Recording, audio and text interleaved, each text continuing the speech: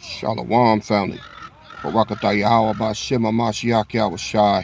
Peace and power and blessings to the Father of lights and his beloved Son Yahweh Shai. And peace and blessings to you, the royal house, and to the throne of King David. All praises. I hope y'all chewing on that creation chapter 1. But there's more to follow. A lot of things in here that I think are very important for you to understand, even though we at the end, that have been taught wrong and incorrectly in these churches. All right. I'm finna show you why these heathens, number one, they can't sin. They're just wicked, period. That's it. And who am I about? I'm talking about those that are not part of the 12 tribes. You're not a Levite, Judite, Benjamite, Asherite, Issacharite, who else? Ephraimite. If you're not any part of the 12 tribes, then guess what? You can't sin. So what does that mean? Who's going to hell? All right.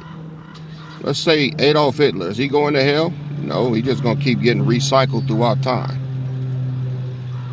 He's going to die. He's going to get judged, and he's going to be put right back down here on the earth. So who goes to hell? Well, those that have the breath of the Most High's breath in them. Those that have the breath of life. Those of you out there that understand this word. Those of you that are Israelites and Judites that don't understand this word. If you don't understand it, it's because you rejected the offer of salvation. All right? I know I just dumped a lot on your head, but it's just the truth, man. All of these Japhite evangelicals and all that, they're not going to hell, man. They're just going to continuously be recycled throughout time. That's how they get their punishment. We're going to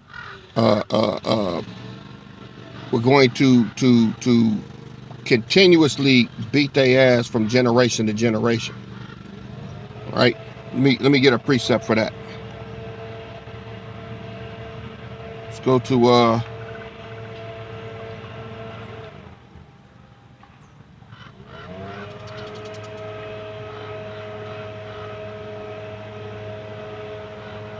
it's loud over here, huh?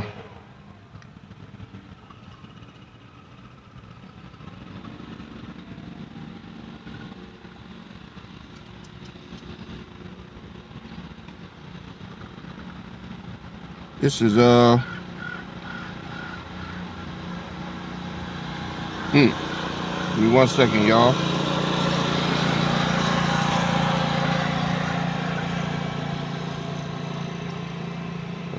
All right, here we go. Psalms chapter 2. Well, not chapter. The second number of the Psalms, because Psalms don't have chapters, all right? What does he say? He says, ask of me, and I shall give thee the heathen for thine inheritance, and the uttermost parts of the earth for thy possession. Thou shalt break them with a rod of iron. Thou shalt dash them in pieces like a potter's vessel. That's how they go to hell. They go to hell by dying and being born right back under us to get their ass whooped throughout all eternity. They're not going to hell. Who's going to hell? Israelites and those from the tribe of Judah who have disobeyed the Father. Why? Why is our punishment even worse than theirs, and they don't have to burn forever? Well, because they don't have the breath of life in them. They're wicked because they don't know the difference between good and evil. I mean, they do, but they don't. Let me prove it to you. Let's go back to Genesis chapter 2.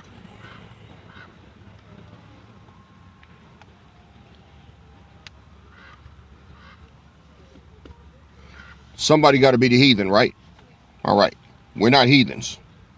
I'm going to hit you with it again. Genesis chapter 2.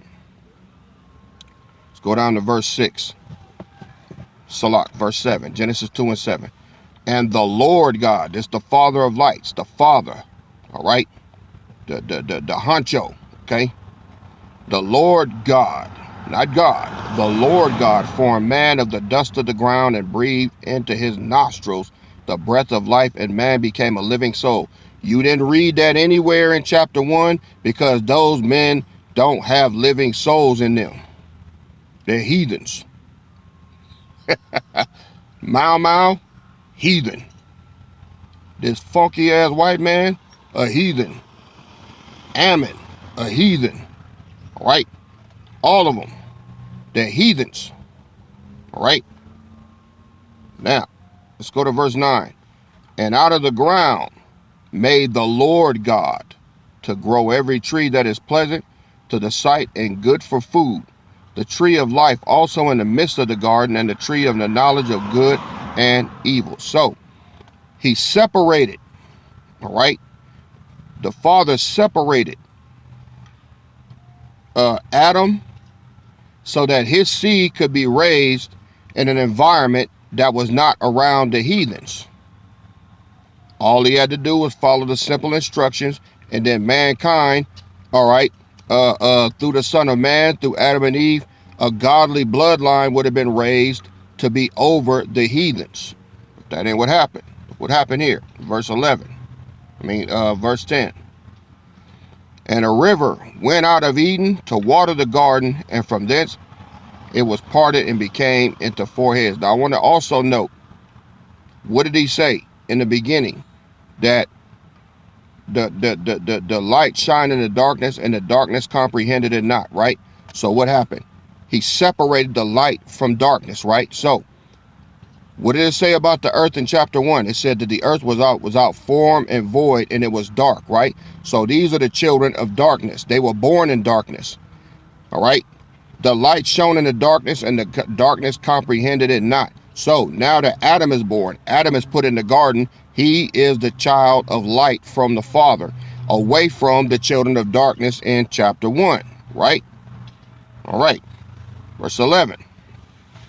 The name of the first is Pison, that is, it which compasseth the whole land of Havilah, where there is gold. And the gold of that land is good, and there is bdellium and the onyx stone. Verse 13. And the name of the second river is Gihon. The same is that compasseth the whole land of Ethiopia. And the name of the third river is Hiddekel. That is, it which goeth toward the east of Assyria. And the fourth river is Euphrates. And the Lord God took the man and put him into the Garden of Eden to dress it and to keep it. So he put Adam in the best of the best. He didn't put him over there with the heathen. He put him over there where he created a special place for him, because that's his son. Most High don't give a shit about these other nations, okay? Right? Look at verse 16. And the Lord God commanded the man, saying, of every tree of the garden you may freely eat, but of the tree of the knowledge of good and evil thou shalt not eat of it. For in the day that thou eatest thereof thou shalt surely die. So the Father warned the Son. All right? You got to only eat the good. All right? Not the evil. All right? Did he say that in chapter 1 to any of them? No, they was already wicked. Look at verse 18. And the Lord God said, it is not good that the man should be alone. I will make him an helpmeet for him. This is why you were created. All right? So-called black woman. Okay? And out of the ground, the Lord God formed every beast of the field and every fowl of the air, and brought them unto Adam to see what he would call them. So, Yahushua is the one, the first Adam, who named all the animals. Okay? And Adam called every living creature that was the name thereof. And Adam gave names to all cattle, and to the fowl of the air, and to every beast of the field. But for Adam there was not found a helpmeet for him. So all the animals could reproduce, but Adam, being a man, couldn't. And the Lord God caused a deep sleep to fall upon Adam. And he slept. And he took one of his ribs and closed up the flesh instead thereof. And the rib which the Lord God had taken from man made he a woman, and brought her unto the man. Now, in chapter 1, did you hear of anything like that going on? No. Because the Most High, all right, he gets credit for making them because he made Adam, but Adam is the one that made these heathens, okay? Look at verse 23. And Adam said, this is now bone of my bone, flesh and flesh of my flesh. She shall be called woman because she was taken out of a man. All right. Woman, womb man, man with a womb. All right. She's able to bring forth children. Verse 24. Therefore shall a man leave his father and his mother, and shall cleave unto his wife, and they shall be one flesh. And they were both naked, the man and his wife, and were not ashamed. Why? Because nothing was wrong with it at the time. Right? Now, look where the devil comes. Chapter 3. He comes into the garden. Well, why? See, during this time, the fallen angels was already over there working on the heathens. Yeah. They were already over there working on them. And they didn't want, this is the first time, okay, that the Son of the Most High was in the earthly realm in the flesh. So he was in the reach of Satan to get him. And that's what he did. He had to get him before he could reproduce and throw him offline to fuck up the Most High's plan. Check it out. Chapter 3, verse 1. Now the serpent was more subtle than any beast of the field which the Lord God had made. And he said unto the woman, yea, if God said ye shall not eat of every tree of the garden, he knew he could get her. From the beginning, our women have been hard-headed and don't listen. All right?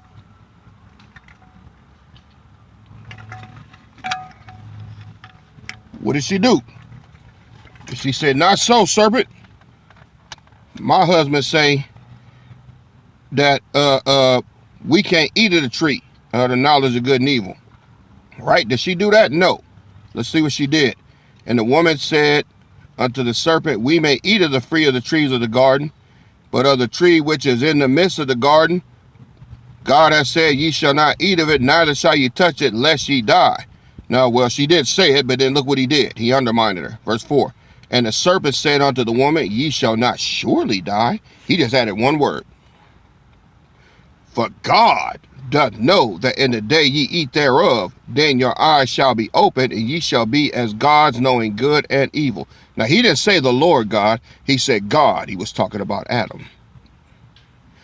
And when the woman saw that the tree was good for food, and that it was pleasant to the eyes, and a tree to be desired to make one wise, she took of the fruit thereof, and did eat, and gave also unto her husband with her, and he did eat. Got him. And the eyes of them both were open, and they knew that they were naked. And they sewed fig leaves together, and made themselves aprons. And they heard the voice of the Lord God walking in the garden. See there? That's daddy. Right? In the cool of the day, and Adam and his wife and them hid themselves from the presence of the Lord God. They hid from the Father, at least tried to, amongst the trees of the garden. And the Lord God called unto Adam and said unto him, where art thou? And he said, I heard thy voice in the garden, and I was afraid because I was naked, and I hid myself. And he said, who told thee that you were naked? Have you eaten of the tree which whereof I commanded thee, thou shalt not eat? And the man said, the woman who thou gave me to be with me, she gave me of the tree, and I did eat. So now he placing blame. And the Lord God said unto the woman, what is this that thou hast done?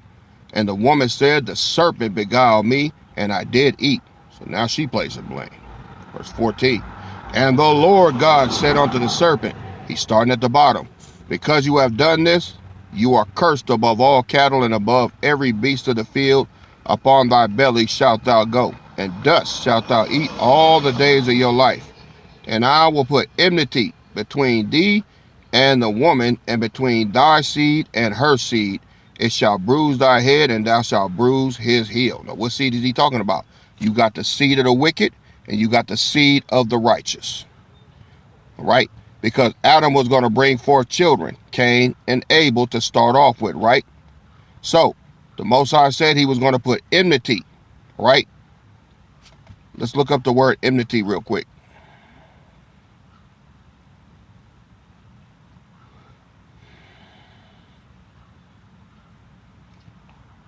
Hatred. Enmity means hatred. If you want to look it up, it's capital H342. Put that in your Google, and it will take you to the Hebrew word for enmity, which is abah, right here. See there? See it up there? And that means hatred, enmity. All right? So he said he's going to put hatred between her seed and his seed. Okay? Why do you think these heathens don't like you everywhere you go? Why do you think we get treated like shit everywhere we go? Because way back in the garden, the Father of Lights put enmity between us and them. They don't like us, we don't like them. All right? So that's the skinny of it. Now, verse 16. Unto the woman he said, I will greatly multiply your sorrow and your conception. In sorrow shall you bring forth children, and your desire shall be to your husband, and he shall rule over you. See, this is why our women is rebellious. Y'all don't want us ruling over you. Y'all don't want that. Y'all want to be independent. See, you think this damn cracker ain't been in this Bible? I'm independent. I'm a strong black woman. Oh, really? Yeah? We gonna find that out. So strong, so independent, so arrogant. See, most likely gonna break y'all down, man. For real. Those of y'all that are already on the order and already, you know what I mean? Lining yourself up right, all praises. Those of you that are not, better watch out. Most High got that sledgehammer for that ass, okay? Just telling you. Look at verse 17. And unto Adam he said, because you hearken unto the voice of thy wife. Now, this is where it started. Let me cut this right here. All right? And I'm going to come back. Let's go to Proverbs 31:3. It says, give not thy strength unto women, nor the ways to that which destroyeth kings. Adam got destroyed for listening to Eve's ass. Got me? All right. Verse 17, Genesis 3, we back now. And unto Adam he said, because thou hast hearkened unto the voice of thy wife, and hast eaten of the tree of which I commanded thee, saying, thou shalt not eat of it, cursed is the ground for thy sake, and sorrow shalt thou eat of it all the days of thy life. Thorns also and thistles shall bring it forth to thee, and thou shalt eat the herb of the field. In the sweat of thy face shalt thou eat bread, till thou return unto the ground. For out of it was thou taken, for dust thou art, and unto dust shalt thou return. And Adam called his wife's name Eve, because she was the mother of all living. Unto Adam also and to his wife did the Lord God make coats of skins and clothe them. And the Lord God said, behold, the man is become as one of us, to know good and evil. And now lest he put forth his hand, and take also of the tree of life, and eat, and live forever. So now he had to get put out the garden, because all of the fruits of the garden, when you eat them, it makes you immortal. So he had to put him out. Why? Because as long as he was doing good, no problem. But because he knew good and evil, he had the choice of doing good or evil. And if he chose evil, he'd be another devil. All right? He would have been immortalized to do evil. So the Most High like, oh, no, we ain't gonna have that. No. I love you, Adam, but I got to put your ass out. That's what he did. Therefore the Lord power sent him forth from the Garden of Eden to till the ground from whence he was taken. So he drove out the man, and placed at the east of the Garden of Eden cherubims, these are angels, angelic beings, and a flaming sword which turned every way to keep the way of the tree of life. So that tree is protected. All right? It's protected. with an angel with a flaming sword. He will cut your ass up. That's if you can find it. If you find it, it'll be the worst day of your life. He's gonna stab your ass up. You ain't gonna get nowhere near it. All right. So why did the Most High do that? Well, now what had to happen was because Adam had learned the good and evil. The Most High had to put Adam on a long road, Salat, so that he can know evil and how wicked it was and why he can never come under its power. And in order to do that, he had to give him an education in evil. Let me get a precept.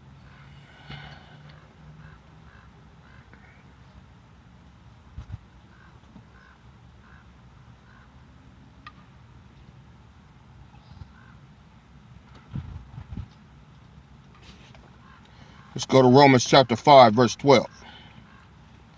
Wherefore, as by one man sin entered into the world, and death by sin, and so death passed upon all men, for that all have sinned.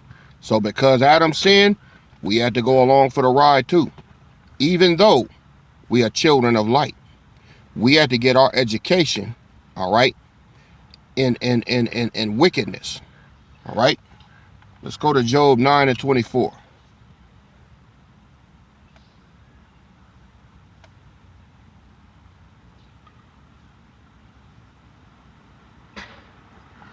Job 9 and 24, and it reads, the earth is given into the hand of the wicked. He covereth the faces of the judges thereof. If not, where and who is he? All right. So the earth was given into the hand of the wicked when Adam sinned. That's what happened. All right. Let me get another precept.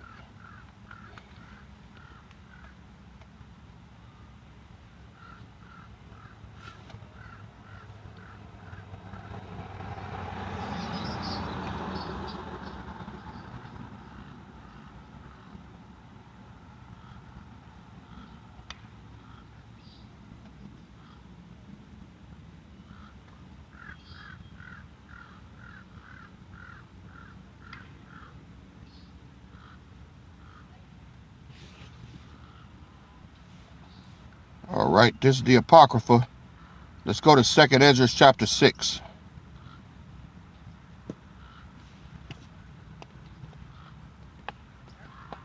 Second Ezra chapter 6, verse 57. And now, O Lord, behold, these heathen, which have ever been reputed as nothing, have begun to be lords over us and to devour us. This is how we fell under the subjection of these heathen. This is why this goddamn cracker can talk to us crazy. Mama can talk to us crazy. All right, all these Elamites, all these raghead people in our neighborhoods selling us they goods, making money off of us and leaving us there toe back. We in the ghettos, raised in the hoods. This is why. All the way up till now. All right. So no, we're not like them and they're not like us. This was all part of the plan. See, the Most High has given us an education in wickedness so that when he makes us immortal, all the way from the garden, all right, we will know not to eat, all right, from that tree of wickedness. We're going to know to always be righteous, okay? We're going to know, we're going to have a balance. See, the Most High, he's wicked too. We all are. We all have the capacity to be wicked, all right?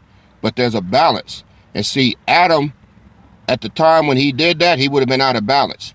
He might have totally slipped over to the dark side and never came back. See? Let me give you another precept. Let's go to Ecclesiastes chapter 3.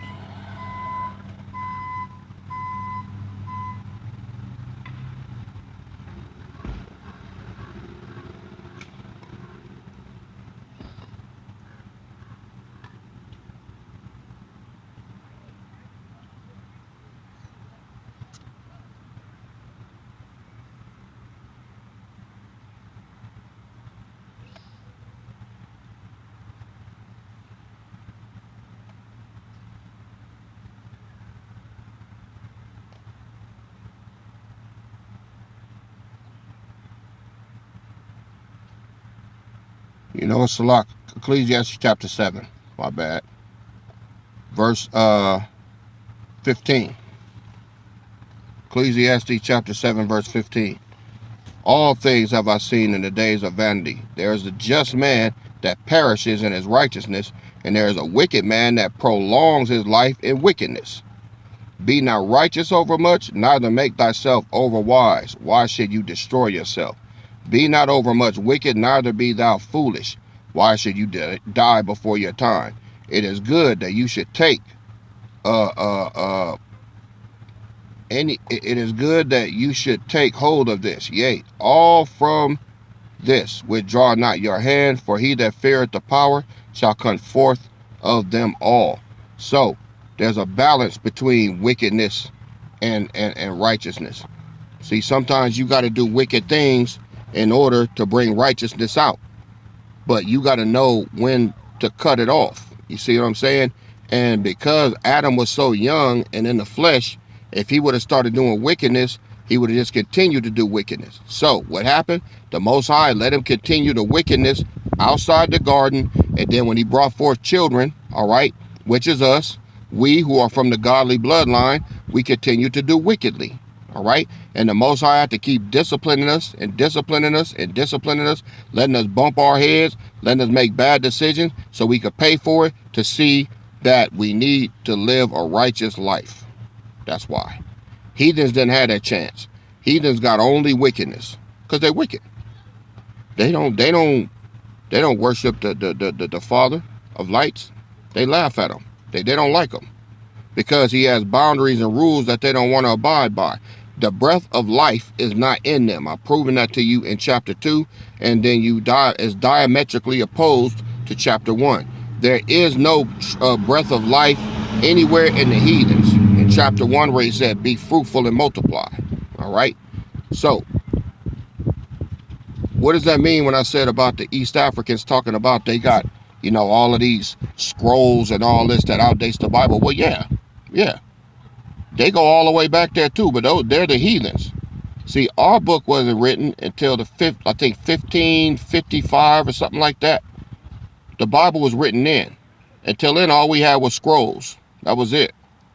But the word itself outdates anything that they have. All right. And that's why these damn Africans and the East Africans talking about all of this, you know, they want to get you onto this Hotep bullshit and Egyptology. Yeah, it goes back past the Bible, but it doesn't go back past the word. Because I showed you where all these heathens come from. Hamites too, East Africa, North Africa, South Africa. They all come from that very first chapter of Genesis. All right. Built by Yahweh Shai himself. Okay. They were built in the image. That's the outer appearance, but not the spiritual connection to the Father. They don't have that. That's why they can't understand his Bible and don't want to, because they're wicked. And that's why they don't like us. Why? Because the enmity between Eve's children and the serpent's children is still alive and well. That's why they talking shit. All right? You can fuck any African up with this shit right here. This is good shit. All right? So, they want to talk that shit. You take them to Genesis chapter 1 and tell them where they was born and where you was born. Y'all wasn't formed out of the dust of the ground. We was. Y'all wasn't. And if so, all right, I got the breath of life, correct? How would I know that? How could I break this down to y'all if I didn't have the breath of life from the Father himself? How could I tell y'all this? Now, ask one of them booty scratching ass motherfuckers to break down any of these scriptures, and you'll see that he can't. You know why? Because he doesn't have the breath of life. I rest my case. Now, that's going to do it. We all know about the fall of man and everything, and Adam fell, and you know, and then the wicked continued to multiply. That's how the wicked continue to multiply. See, them angels, they fell. All right, the wicked angels fell. That's why you got to go to the book of Enoch and read about all of the angels like Azrael and Kokabel and the rest of them that taught these heathens warfare. They taught them warfare. They taught them how to use roots and berries and astrology and everything. And what do they do to this day? Astrology, all right, and all of that shit, right? That's where they got it from. The wicked angels and them angels came down and made it with them. That's where the Nephilim came from. But that's another story. All right. Well, that's my time for this one, y'all. I pray that you were thoroughly educated on creation.